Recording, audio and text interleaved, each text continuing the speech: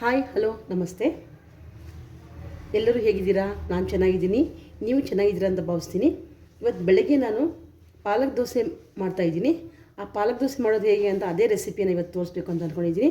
ಹಾಗಾಗಿ ನಾನು ಇವತ್ತು ಪಾಲಕ್ ದೋಸೆ ಮಾಡಿ ನಿಮಗೆ ತೋರಿಸ್ತೀನಿ. ಸ್ವಲ್ಪ ಗೋಧಿ ಹಿಟ್ಟು ತಗೊಂಡಿದ್ದೀನಿ, ಅಕ್ಕಿ ಹಿಟ್ಟು, ಸ್ವಲ್ಪ ಮೈದಾ ಹಿಟ್ಟು, ಸ್ವಲ್ಪ ಸಣ್ಣ ರವೆ, ಇಷ್ಟನ್ನು ಮಿಕ್ಸ್ ಮಾಡಿಕೊಂಡು ನಾನು ದಿಢೀರ್ನಾಗಿ ಪಾಲಕ್ ದೋಸೆಯನ್ನು ಮಾಡಿ ತೋರಿಸ್ತಾಯಿದ್ದೀನಿ. ದಿಢೀರ್ನಾಗಿ ದೋಸೆಯನ್ನು ನಾವು ಮಾಡ್ಕೊಂಡು ಕೂಡ ಇದನ್ನ ತಿನ್ಬೋದು. ಇಷ್ಟು ಹಿಟ್ಟುಗಳನ್ನು ನಾನೀಗ ಮಿಕ್ಸ್ ಮಾಡ್ಕೋತೀನಿ. ಜರಡಿ ಹಿಟ್ಟು ತೊಗೊಂಡಿದ್ದೀನಿ. ಎಲ್ಲ ಹಿಟ್ಟುಗಳನ್ನು, ಅಕ್ಕಿ ಹಿಟ್ಟು, ಗೋಧಿ ಹಿಟ್ಟು, ಸ್ವಲ್ಪ ಮೈದಾ ಹಿಟ್ಟು, ಸಣ್ಣ ರವೆ, ಇಷ್ಟು ಮಿಕ್ಸ್ ಮಾಡ್ಕೊಂಡಿದ್ದೀನಿ. ಇದಕ್ಕೆ ಈರುಳ್ಳಿ, ಹಸಿಮೆಣಸಿಕಾಯಿ,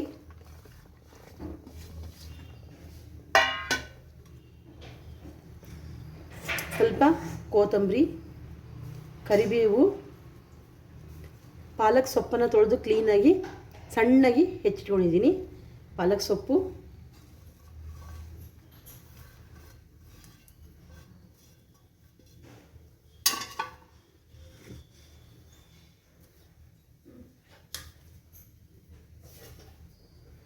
ಇದಕ್ಕೆ ಸ್ವಲ್ಪ ಜೀರಿಗೆ,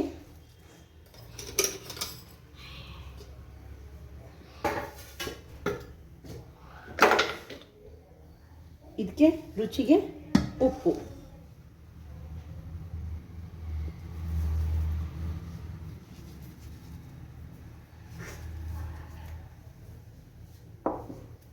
ಇದು ಸ್ವಲ್ಪ ಕಲರ್ ಬರೋಕ್ಕೆ ಫ್ಲೇವರ್ಗೆ ನಾನು ಅರಿಶಿನ ಪುಡಿಯನ್ನು ಹಾಕ್ತಾಯಿದ್ದೀನಿ.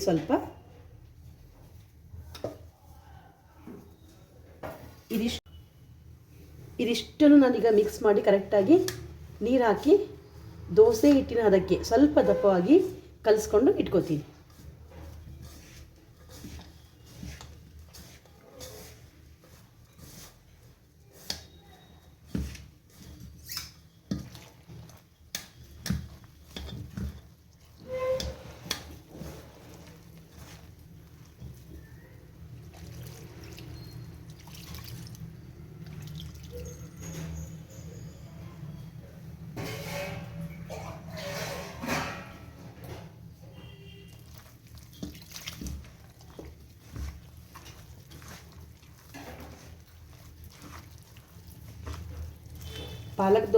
ಪಾಲಕ್ ಸೊಪ್ಪನ್ನು ಸಣ್ಣಗೆ ಹೆಚ್ಚಿಟ್ಕೊಂಡಿದ್ದೀನಿ. ಕೆಲವರು ಇದನ್ನು ಮಿಕ್ಸಿ ಮಾಡಿ ಅದಕ್ಕೆ ಹಾಕ್ತಾರೆ. ನಾನು ಇದನ್ನ ಮಿಕ್ಸಿ ಮಾಡಿಲ್ಲ, ಸಣ್ಣಗೆ ಸೊಪ್ಪನ್ನು ಹೆಚ್ಚಿಟ್ಕೊಂಡು ಇದಕ್ಕೆ ಮಿಕ್ಸ್ ಮಾಡಿದ್ದೀನಿ.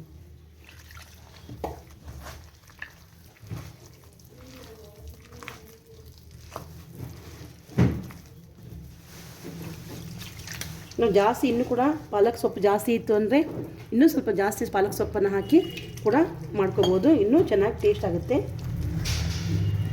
ನಾನು 2 ಕಟ್ಟನ್ನು ಹಾಕೊಂಡಿದ್ದೀನಿ.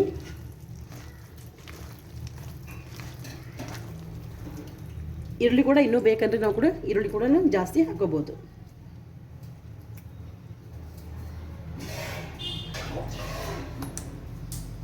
ಇದನ್ನು ದೋಸೆ ಹಿಟ್ಟಿನ ಅದಕ್ಕೆ ನಾನೀಗ ನೀರು ಹಾಕಿ ಕಲಿಸ್ಕೊಂಡು ಇಟ್ಕೊಂಡು 20 ಮಿನಿಟ್ಸ್ ಬಿಡ್ತೀನಿ. ಬಿಟ್ಟು ದೋಸೆ ಹಾಕ್ತೀನಿ.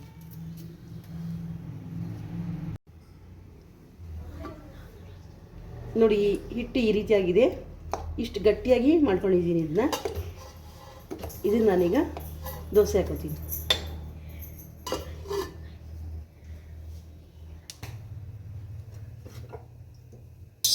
ಎಣ್ಣೆ ಹಚ್ಚಿದ್ದೀನಿ. ನಾನು ದೋಸೆ ಹಂಚು ಇಟ್ಟಿಲ್ಲ, ಇದನ್ನು ರೊಟ್ಟಿ ಮಾಡೋ ಹಂಚು ಇದನ್ನ ಇಟ್ಟಿದ್ದೀನಿ. ಇದು ಚೆನ್ನಾಗಿ ಕಾದಿದೆ. ಈಗ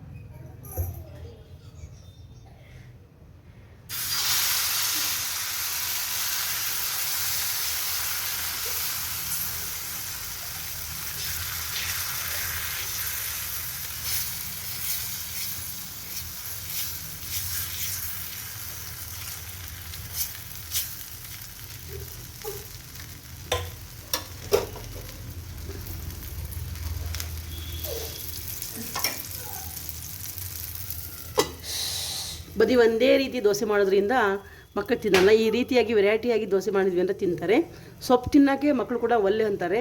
ಅದಕ್ಕೆ ನಾವು ಸೊಪ್ಪನ್ನು ಹೆಚ್ಚಿ ಸಣ್ಣಗೆ ಈ ರೀತಿಯಾಗಿ ನಾವು ಮಾಡಿಕೊಟ್ವಿ ಅಂದರೆ ಮಕ್ಕಳು ಖುಷಿಪಟ್ಟು ತಿಂತಾರೆ. ಅದಕ್ಕೋಸ್ಕರ ನಾನು ಇವತ್ತು ಇದು ಮಾಡಿ ತೋರಿಸೋಣ ಅಂತ ನಿಮಗೆ ಮಾಡಿ ತೋರಿಸ್ತಾ ಇದ್ದೀನಿ.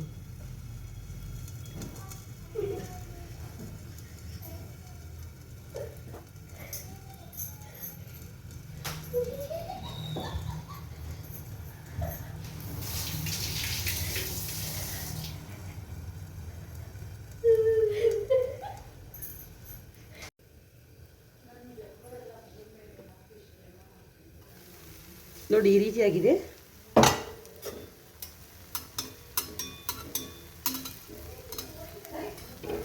ಸ್ವಲ್ಪ ಎಣ್ಣೆ ಹಂಚಿ ಮಾಡೋಣ. ಗ್ಯಾಸ್ ಸಣ್ಣ ಇಡೋಣ ಸ್ವಲ್ಪ.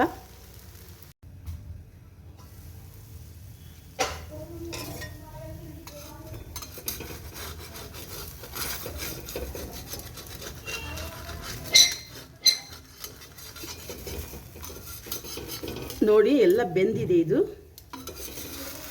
ಬೇಕಂದರೆ ಸ್ವಲ್ಪ ಅವಾಗ ಹಾಕ್ಕೊಂಡಿದ್ದೀನಿ ಎಣ್ಣೆನ, ಇನ್ನೂ ಸ್ವಲ್ಪ ಬೇಕಾದರೆ ಹಾಕ್ಬೋದು.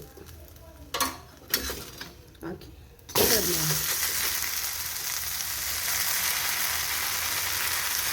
ಇದು ಭಾಳ ಟೇಸ್ಟಾಗಿರುತ್ತೆ.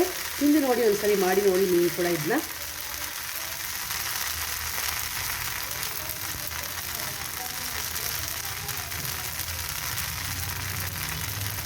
ಉತ್ತಪ್ಪ ಮಾಡಿದಷ್ಟೇ ರುಚಿಯಾಗಿರುತ್ತೆ. ಇದು ಸಖತ್ ಟೇಸ್ಟಾಗಿರುತ್ತೆ. ಬಾಯಲ್ಲಿ ತಿಂದು ನೋಡಿದರೆ ಬಿಸಿ ಇದ್ದಾಗಲೇ ಇದನ್ನ ಪುದೀನ ಚಟ್ನಿ ಜೊತೆಗೆ ತಿಂದರೆ ಭಾಳ ಟೇಸ್ಟಾಗಿರುತ್ತೆ. ನಾವು ಒಂದೊಂದು ಸಾರಿ ದೋಸೆ ಮಾಡ್ಬೇಕು ಅಂದ್ಕೊಂಡಿರ್ತೀವಿ. ಸಂಡೇ ದಿವಸ ರಜಾ ಇರುತ್ತೆ, ಮನೆಯಲ್ಲಿ ದೋಸೆ ಮಾಡೋಣ ಅಂದ್ಕೊಂಡಿರ್ತೀವಿ. ಮಕ್ಕಳು ದೋಸೆ ಇಷ್ಟಪಟ್ಟು ತಿಂತಾರೆ. ಆದರೆ ಒಂದೊಂದು ಸಾರಿ ನಾನು ಮರ್ತುಬಿಟ್ಟೆ, ನಿನ್ನೆ ಹಾಕೋದು ಅಕ್ಕಿ ಇದೆಲ್ಲ ಹಾಕೋದು ಮರ್ತುಬಿಟ್ಟೆ. ಹಾಗಾಗಿ ಈ ರೀತಿಯೇ ಮಾಡೋಣ. ಸೊಪ್ಪಿತ್ತು ಸ್ವಲ್ಪ ಪಾಲಕ್ ಸೊಪ್ಪು ಹಾಕಿಬಿಟ್ಟು ಎಲ್ಲ ಹಿಟ್ಟನ್ನು ಮಿಕ್ಸ್ ಮಾಡಿ ಮಾಡೋಣ ಅಂತ ಹೇಳಿಬಿಟ್ಟು ದೋಸೆನ ಮಾಡಿಕೊಡ್ತಾಯಿದ್ದೀನಿ ನನ್ನ ಮಕ್ಕಳಿಗೆ. ಅದನ್ನೇ ರೆಸಿಪಿಯನ್ನು ತೋರಿಸ್ಬೇಕು ಅಂತ ನಿಮಗೆ ತೋರಿಸಿದೆ. ಇದಿಷ್ಟು ಸ್ವಲ್ಪ ಬೇಯಲಿ. ಮೇಲೆ ಗರಿ ಗರಿ ಏನೂ ಆಗಿರ್ತವೆ, ಒಳಗಡೆ ದೋಸೆ ಟೇಸ್ಟಾಗಿ ಕೂಡ ಆಗಿರ್ತವೆ. ನಮಗೆ ಕೆಲವರು ಕಡಲೆ ಹಿಟ್ಟನ್ನು ಕೂಡ ಇದ್ರಿಗೆ ಮಿಕ್ಸ್ ಮಾಡ್ತಾರೆ. ಕಡಲೆ ಹಿಟ್ಟು ಅದು ಒಂಥರ ಟೇಸ್ಟ್ ಚೆನ್ನಾಗಿ ಬರುತ್ತೆ. ಅಕ್ಕಿ ಹಿಟ್ಟು, ಕಡಲೆ ಹಿಟ್ಟು, ಗೋಧಿ ಹಿಟ್ಟು, ಸ್ವಲ್ಪ ಜೋಳದ ಹಿಟ್ಟು, ಮೈದಾ ಹಿಟ್ಟು, ಸಣ್ಣ ರವೆ ಎಲ್ಲವನ್ನು ಮಿಕ್ಸ್ ಮಾಡಿಕೊಂಡು ಸೊಪ್ಪನ್ನು ಹೆಚ್ಚು ಹಾಕಿ, ಈರುಳ್ಳಿ, ಮೆಣಸಿನಕಾಯಿ ಎಲ್ಲವನ್ನು ಹಾಕಿ ಮಾಡಿದರೆ ಭಾಳ ಟೇಸ್ಟಾಗಿರುತ್ತೆ.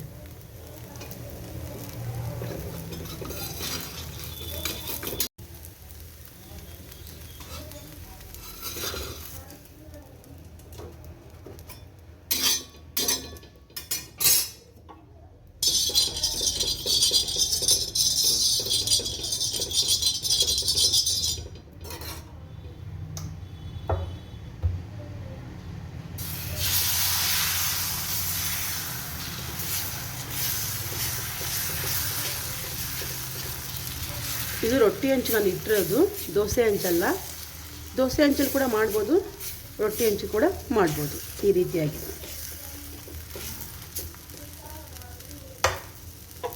ಸ್ವಲ್ಪ ಮೇಲೆ ಎಣ್ಣೆ ಹಾಕ್ತೀನಿ.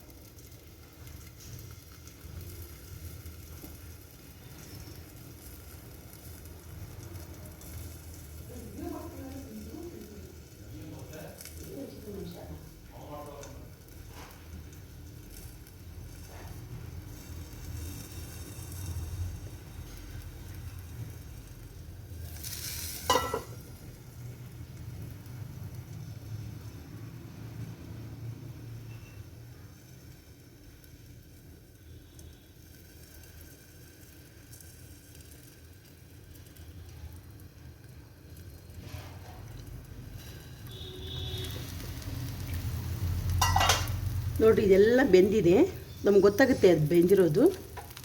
ಇನ್ನೂ ಸ್ವಲ್ಪ ಬೇಕಾದ್ರೆ ಎಣ್ಣೆ ಹಾಕ್ಕೊಂಡು ನಾವು ಇದನ್ನು ಮುಗ್ಚೋಣ. ತಿಂದರೆ ಇದು ಬಿಸಿ ಇದ್ದಾಗ ಭಾಳ ಟೇಸ್ಟಾಗಿರುತ್ತೆ ದೋಸೆ. ವೆರೈಟಿ ದೋಸೆಗಳನ್ನು ಮಾಡ್ತಾರೆ, ಅದರಲ್ಲಿ ಕೂಡ ಪಾಲಕ್ ದೋಸೆ ಕೂಡ ಒಂದು. ಕೆಲವರು ಮಿಕ್ಸಿಗೆ ಹಾಕಿ ಸಣ್ಣಗೆ ಮಾಡ್ಕೊಂಡು ಮಾಡ್ತಾರೆ, ಅದನ್ನು ಜಾಮಾಗಿ ಮಾಡ್ಕೊಂಡು ಮಿಕ್ಸಿಯಾಗಿ ಸಣ್ಣಗೆ ಮಾಡ್ಕೊಂಡು ಮಾಡ್ತಾರೆ. ನಾನು ಇದನ್ನು ಸಣ್ಣಗೆ ಹಾಕ್ಕೊಂಡಿದ್ದೀನಿ ಅಷ್ಟೇ.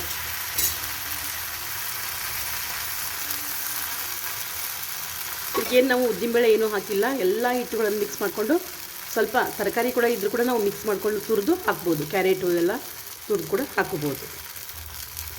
ಇದಕ್ಕೆ ಉದ್ದಿನಬೇಳೆ ಹಾಕಿಲ್ಲ ನಾನು, ಬರೀ ಎಲ್ಲ ಹಿಟ್ಟುಗಳನ್ನು ಮಿಕ್ಸ್ ಮಾಡಿ ಇದು ಮಾಡಿರೋ ದೋಸೆ. ಬಿಸಿ ಬಿಸಿಯಾಗಿ ಇದನ್ನು ತಿಂದ್ವಿ ಅಂತಂದರೆ ಟೀ ಜೊತೆಗೆ ಭಾಳ ಟೇಸ್ಟಾಗಿರುತ್ತೆ. ಈ ರೆಸಿಪಿ ನಿಮಗೆ ಇಷ್ಟ ಆಗಿತ್ತು ಅಂದರೆ ಒಂದ್ಸರಿ ಮನೇಲಿ ಕೂಡ ನೀವು ಟ್ರೈ ಮಾಡಿರಿ. ಲೈಕ್ ಮಾಡಿರಿ, ಶೇರ್ ಮಾಡಿ, ಸಬ್ಸ್ಕ್ರೈಬ್ ಆಗಿರಿ. ನೀವು ನಿಮ್ಮ ಲೈಕೆ ನಿಮ್ಮ ಸಬ್ಸ್ಕ್ರೈಬ್ ನನಗೆ ಮೋಟಿವ್ ಇದ್ದ ಹಾಗೆ. ಈ ಮಧ್ಯದಲ್ಲಿ ನಾನು ವಿಡಿಯೋ ಮಾಡೋದನ್ನು ಬಿಟ್ಟಿದ್ದೆ, ಸ್ವಲ್ಪ ಕಾರಣಾಂತರಗಳಿಂದ ಎಕ್ಸಾಮ್ಸ್ ಇತ್ತು, ಟೆಸ್ಟ್ ಇದ್ದು, ಎಕ್ಸಾಮು ಕರೆಕ್ಷನ್ಸು ಟೆಸ್ಟೆಲ್ಲ ಇರೋದ್ರಿಂದ ನಾನು ಒಂದು ಸ್ವಲ್ಪ ವೀಡಿಯೋ ಮಾಡೋದು ಲೇಟ್ ಆಯಿತು, ಅದಕ್ಕೆ ಕ್ಷಮೆ ಇರಲಿ. ಇದು ನಿಮ್ಗೆ ಇಷ್ಟ ಆಗಿತ್ತು ಅಂದರೆ ಲೈಕ್ ಮಾಡಿರಿ, ಶೇರ್ ಮಾಡಿರಿ, ಸಬ್ಸ್ಕ್ರೈಬ್ ಆಗಿ. ಧನ್ಯವಾದಗಳು.